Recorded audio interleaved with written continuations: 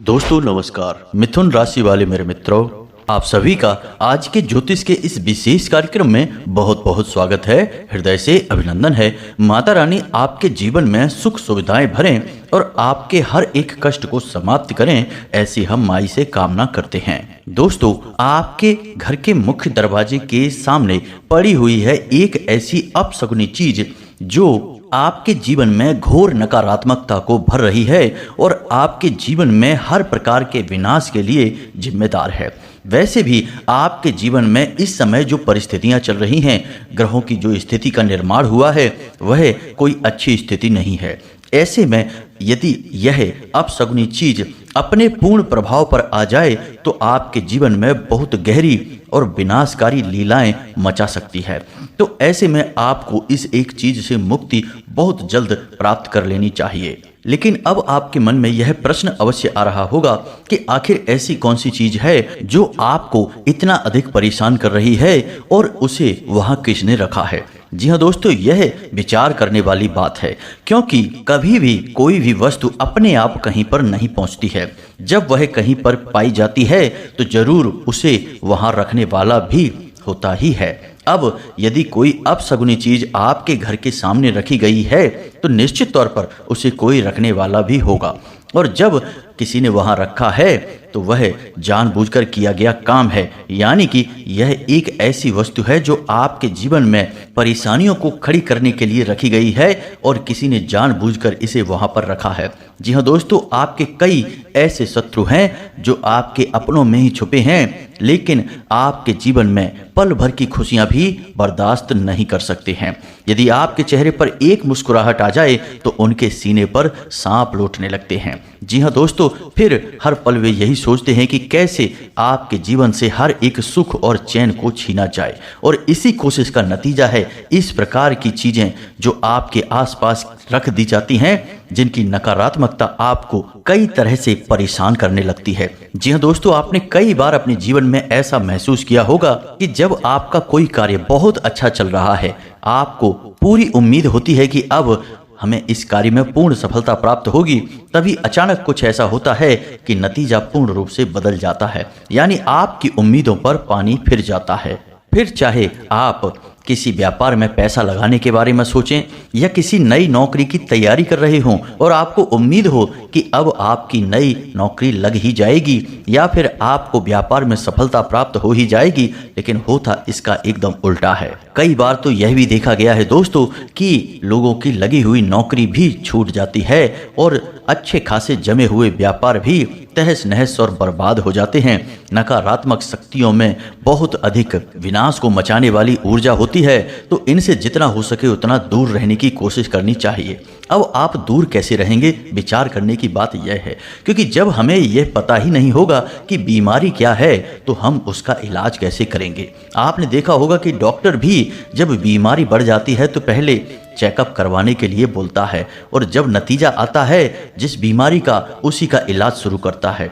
तो ऐसे में अब आपको कैसे पता चलेगा कि कौन सी चीज़ें आपके जीवन में परेशानी खड़ी कर रही हैं, आपको कामयाब होने से, खुशियां प्राप्त करने से रोक रही हैं।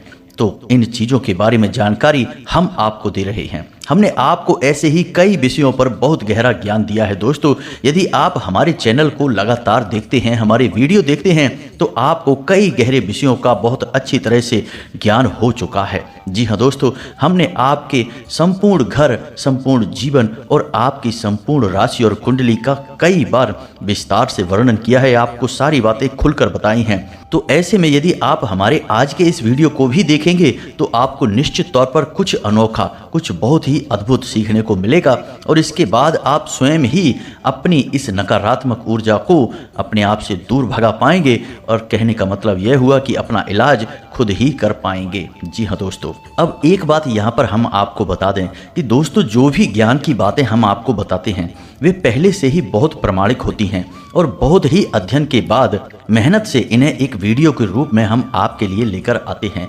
हम और हमारी टीम दिन रात मेहनत करती है कि आपके जीवन में खुशियां आएं और कोई भी परेशानी कभी भी आपके जीवन में प्रवेश ना करे। इसलिए हम सर्वोत्तम से सर्वोत्तम ज्ञान आपको लाते हैं।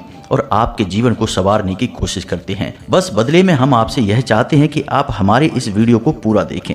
यदि आप वीडियो अधूरा देखेंगे तो आपको ज्ञान भी अधूरा प्राप्त होगा। जल्दबाजी बिल्कुल भी ना करें दोस्तों, धैर्य से ही जीवन में कामयाबी के दरवाजे खुलते हैं। जी हाँ दोस्तों, धैर्य ही सफलता की चाबी है। तो अब आप यदि ज्ञान हासिल करते समय भी धैर्य नहीं रख सकते हैं तो फिर आपका भगवान ही मालिक है। फिर तो परेशानी, अंधकार और नकारात्मकता ही आपका भविष्य है। दोस्तों, हम जो भी कार्य कर रहे हैं वह पूर्ण रूप से निस्वार्थ है और हम उसे माई की सेवा समझकर करते हैं, इसलिए हमारे कार्य में बहुत सच्चाई है। लोग हमारे कार्य को कई प्रकार से नकल करते रहते हैं और हमारे बताए हुए उपाय, हमारे द्वारा बताई गई क्रियाओं को उल्टे सीधे तरीकों से लोगों तक पहुंचाते रहते हैं। इसलिए यदि आपको विश्वसनीय ज्ञान चाहिए जो माँ भद्रकाली की कृपा पर आधारित होता है तो आप हमारे वीडियो, हमारे चैनल को देखा करें।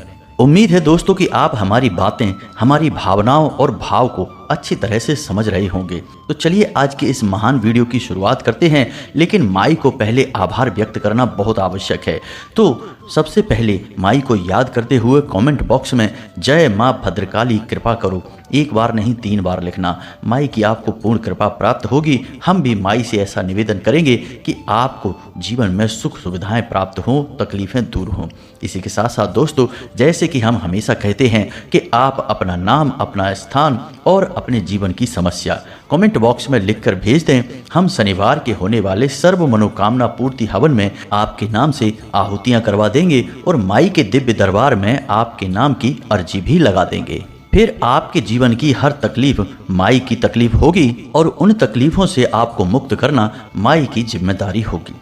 इसी के साथ साथ दोस्तों, माई के इस दास का आपसे एक छोटा सा निवेदन और है कि यदि आप हमारे चैनल पर पहली बार आए हैं तो आप इसे सब्सक्राइब करके बगल में जो घंटी का निशान है उसे भी अवश्य दबा दें, क्योंकि ऐसा करके आप हमारे और माँ भद्रकाली के इस दिव्य चैनल परिवार के सदस्य बन जाएंगे।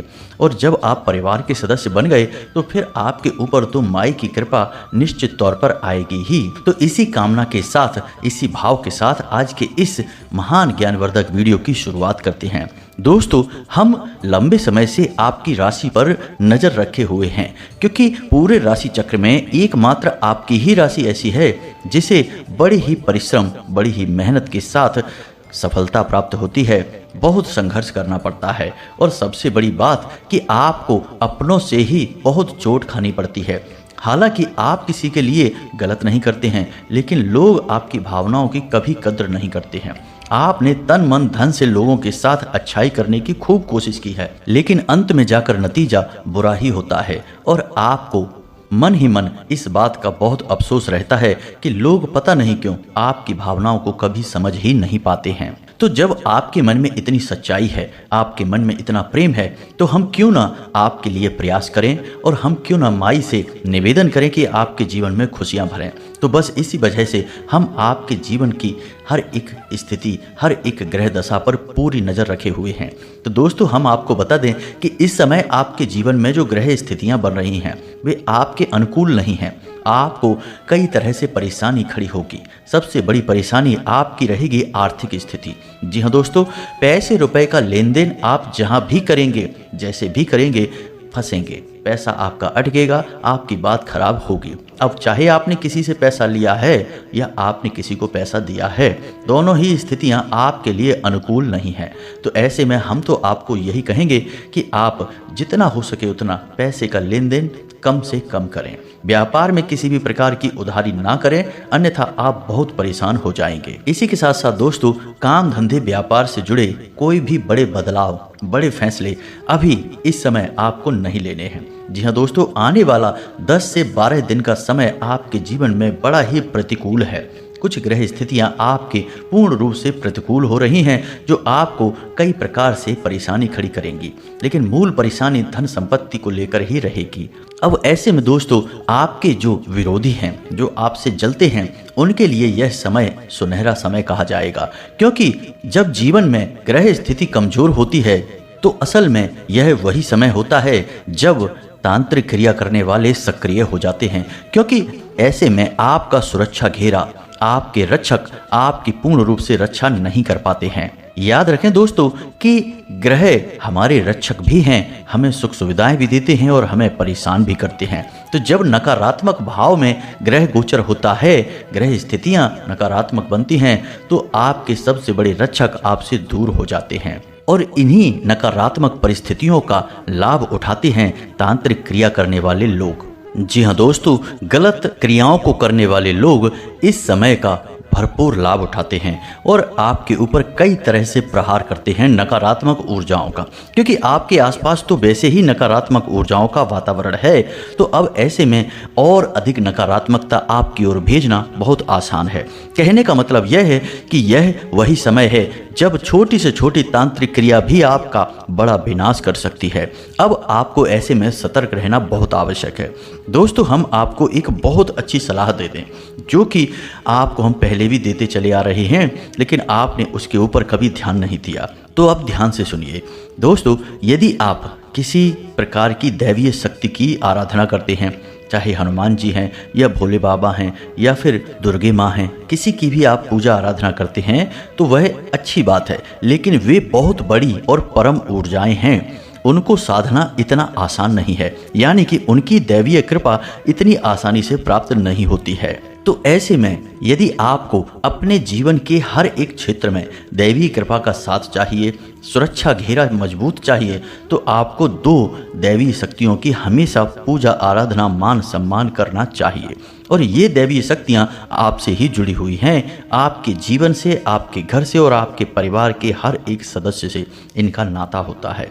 जी हाँ दोस्तों, अब यदि आप इन 2 दैवीय शक्तियों का ध्यान नहीं करते हैं, इन्हें मान सम्मान नहीं देते हैं, तो फिर उन परम ऊर्जाओं को आप किसी भी प्रकार से साध नहीं सकते हैं। जी हाँ दोस्तों, हमारे शास्त्रों में भी इस विषय पर स्पष्ट तौर पर वर्णन मिलता है कि जो इंसान इन 2 देवी शक्तियों को नहीं साध पाता, उसके द्वारा की गई किसी भी प्रकार की पूजा पाठ कोई भी दैवीय शक्ति कभी भी स्वीकार नहीं कर पाती है। तो अब आपके मन में प्रश्न अवश्य होगा कि यह 2 दैवी शक्तियां कौन सी हैं। तो ध्यान से सुनिए। पहली दैवीय शक्ति है पितृगण। जी हाँ दोस्तों, आपके पितृ देवता। जी हाँ दोस्तों, यदि आपके पितृ देवता आपके घर से संतुष्ट नहीं हैं, आपने उनका ठीक तरह से मान सम्मान नहीं किया है, समय समय पर उन्हें भोजन जल आदि अर्पित नहीं किया है, तो वे आपसे असंतुष्ट हैं। और जिस इंसान के पितृ देवता असंतुष्ट हैं, उससे दुनिया में कोई भी देवी या देवता प्रसन्न नहीं हो सकते। कहने की बात यह है कि जब आपके घर के बड़े बुजुर्ग, चाहे वो इस संसार में हो या इस संसार से बाहर हो, आपसे संतुष्ट नहीं हैं, तो फिर देवी देवता आपसे संतुष्ट कैसे हो जाएंगे। और फिर पितृ देवता को तो प्रथम गण कहा गया है, यानी कि दैवीय शक्तियों में सबसे प्रथम शक्ति पितृ देवता को ही कहा गया है। तो आपको सबसे पहला कार्य यह करना है कि अपने पितृ देवताओं को प्रसन्न करना है। अब पितृ देवताओं को प्रसन्न करने के लिए वैसे तो कई उपाय हैं, कई तरह की विधियां हैं, लेकिन हम आपको जो बताएंगे वह बहुत ही सरल होगा, आसान होगा। उसे आप नियमित करें और आप चमत्कार अपने जीवन में होते हुए देखें। अब बारी आती है दूसरी दैवीय शक्ति की। जी हाँ दोस्तों, यह भी आपके ही जीवन से जुड़ी है, आपके ही घर, कुल और खानदान से जुड़ी हुई है। इस दैवीय शक्ति का नाम है कुल देवी। आपकी कुल देवी या देवता आपके घर के, आपके जीवन के और आपके परिवार के हर एक सदस्य के रक्षा, पालन और संरक्षण की जिम्मेदार हैं। अब बहुत से तो ऐसे लोग हैं दोस्तों, जिन्हें यही नहीं पता कि उनकी कुल देवी या देवता कौन है। जब उन्हें यही नहीं पता है, तो फिर काहे की सुरक्षा, काहे की रक्षा और काहे का पालन। फिर तो जीवन केवल और केवल एक अंधी दौड़ है। सब कुछ हासिल करके भी असंतुष्ट रहना है, दुखी रहना है और केवल जीवन में कष्ट मिलेंगे। चाहे धन दौलत कमा लो, चाहे ना कमाओ, शांति, संतुष्टि और सुख कभी प्राप्त नहीं हो सकता है। दोस्तों, प्राचीन काल से ही आपने देखा होगा कि राजा महाराजा या समाज के वरिष्ठ लोग जब भी जीवन में कोई भी महत्वपूर्ण कार्य करते थे, जैसे राजा महाराजा किसी युद्ध को लड़ने जा रहे हैं, कोई बड़े भवन का, किसी बड़े महल का, किले का निर्माण करने जा रहे हैं, तो सबसे पहला कार्य अपनी कुल देवी का पूजन और उनसे आज्ञा लेना, ये 2 कार्य अवश्य किया करते थे। उनसे आज्ञा लेकर उनका पूजन करके तभी उस कार्य को शुरू किया जाता था और उनके नतीजे हमेशा सकारात्मक ही हुआ करते थे। अब कुल देवी का महत्व तो दोस्तों रामायण काल से लेकर महाभारत काल तक बताया गया है। पांडवों ने भी जब युद्ध की शुरुआत की थी तो भगवान श्री कृष्ण ने उन्हें अपनी कुल देवी की पूजा आराधना करने की सलाह दी थी। उसी के बाद युद्ध प्रारंभ हुआ था। इसी प्रकार श्री राम और रावण के युद्ध में भी दोनों ही लोगों ने अपनी अपनी कुल देवी या देवता का पूजन किया था। उसी के बाद युद्ध आरंभ हुआ था। तो इस विषय पर बहुत ज्ञान हमारे शास्त्रों में दिया गया है, लेकिन पता नहीं क्यों आज के समय में लोग इस ज्ञान का महत्व ही भूल चुके हैं। और शायद इसी का नतीजा है कि भोग विलास की संपूर्ण चीजें होने के बाद भी, संसाधनों से भरपूर होने के बाद भी लोग दुखी हैं। जहाँ पुराने जमाने में लोग झोपड़ियों में रहा करते थे, बैलगाड़ियों से सफ़र किया करते थे, तब भी सुखी थे, मुस्कुराते रहते थे, एक दूसरे का सहयोग करते थे, प्रेम रखते थे।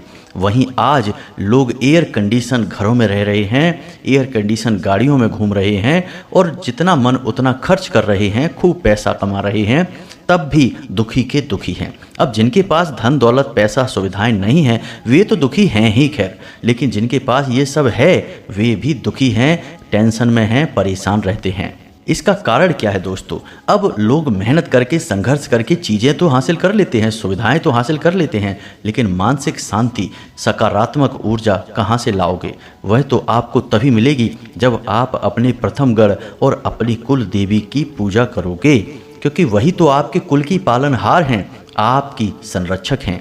तो अब आपको इन दोनों दिव्य शक्तियों को प्रसन्न करने के लिए क्या करना चाहिए?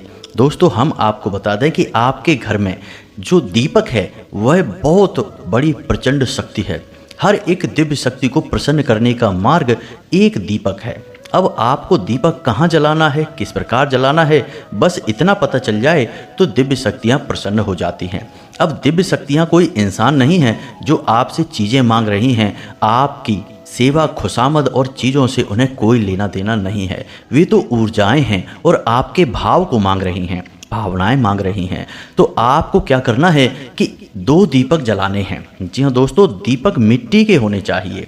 मिट्टी के दीपक से दिव्य शक्तियाँ अत्यंत प्रसन्न होती हैं, क्योंकि मिट्टी प्रकृति का सबसे शुद्ध और निकटतम स्वरूप होती है और दैवीय शक्तियाँ मिट्टी को दीपक के रूप में बहुत अधिक प्राथमिकता देती हैं। जी हाँ दोस्तों, इसीलिए दीपावली पर हम मिट्टी के दीपक जलाते हैं। खैर, तो अब ध्यान से सुनिए। एक दीपक आपको शाम के समय यानी कि 6 और 7 के बीच में आपको अपने घर के मुख्य दरवाजे की दहलीज पर बीचों बीच रखकर जलाना है और इस दीपक की बाती का मुख आपको बाहर की ओर रखना है। यह दीपक आपकी कुल देवी के लिए समर्पित है।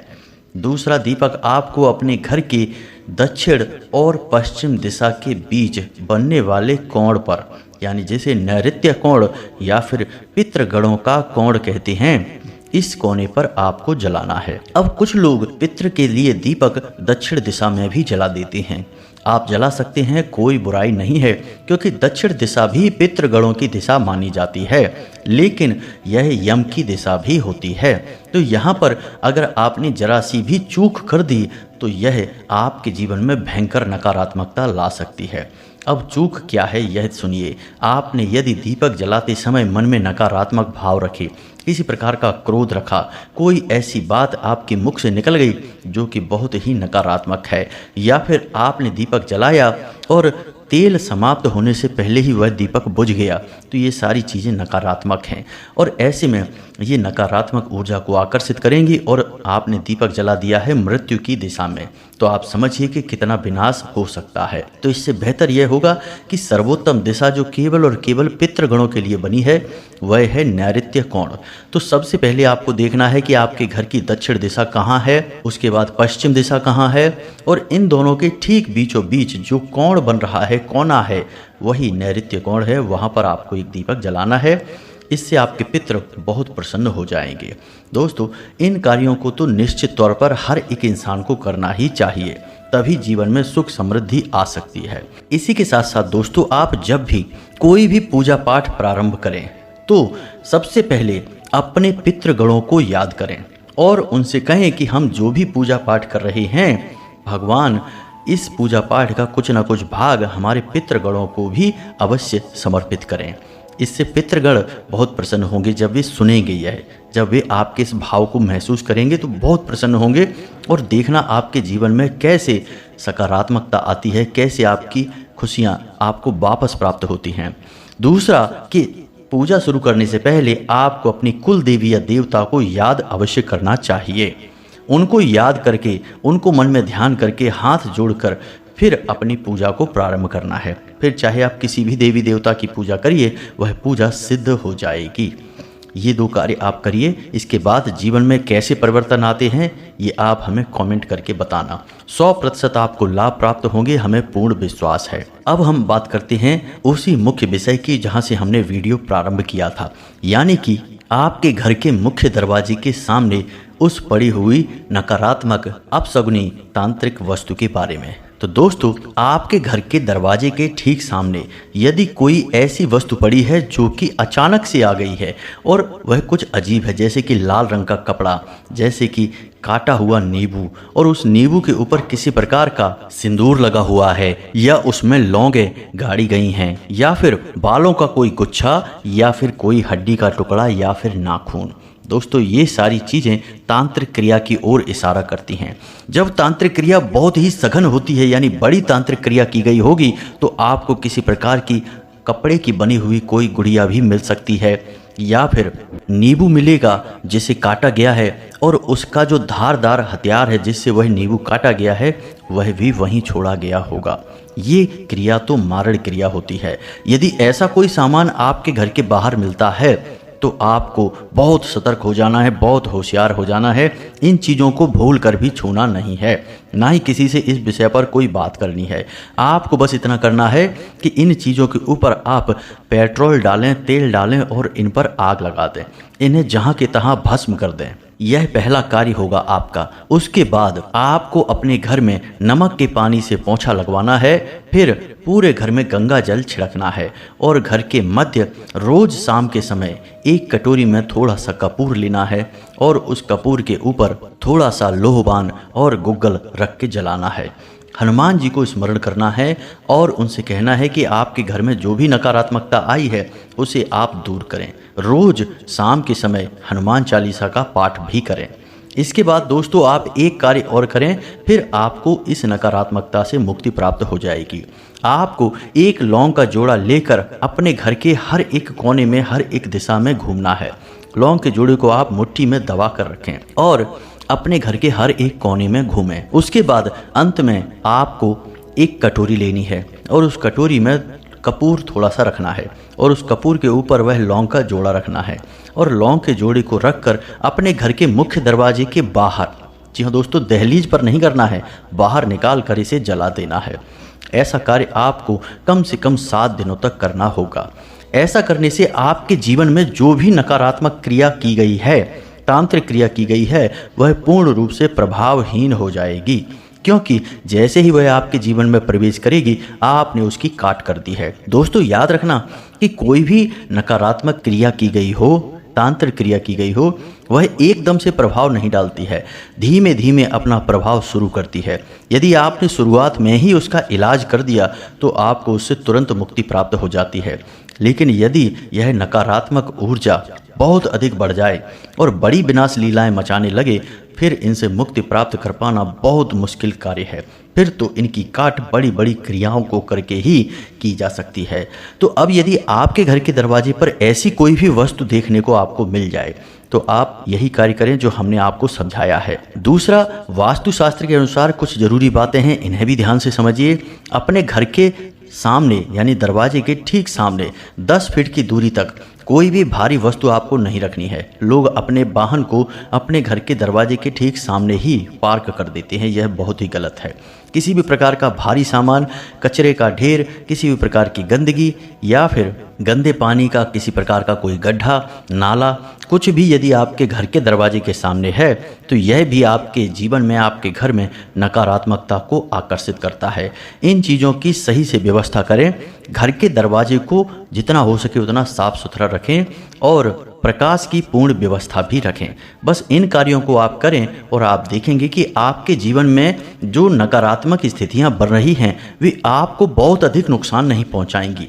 धीमे धीमे अपने आप आपके जीवन से दूर हो जाएंगी और आपका जीवन सुख सुविधाओं से भरने लगेगा। बड़े से बड़े लोग, अमीर से अमीर, उद्योगपति, व्यापारी, चाहे कोई नेता हो, सभी किसी न किसी प्रकार से इन क्रियाओं से जुड़े रहते हैं, किसी की शरण में रहते हैं और बताए गए उपायों को करते रहते हैं। इसीलिए उन्हें जीवन में कामयाबी मिलती चली जाती है, एक के बाद एक वे आगे बढ़ते चले जाते हैं। यदि आपको भी अपने जीवन में कामयाब होना है, कुछ बड़ा करना है, सुखी रहना है, तो फिर इन कार्यों को अपने जीवन में अपनाइए और चमत्कार देखिए। उम्मीद है कि जो बातें हमने आपको बताई हैं वे आपको अच्छी तरह से समझ में आ गई होंगी। यदि कोई प्रश्न आपके मन में उठता है तो आप कमेंट करके पूछें, हम आपके प्रश्नों के जवाब देने की पूरी कोशिश करेंगे।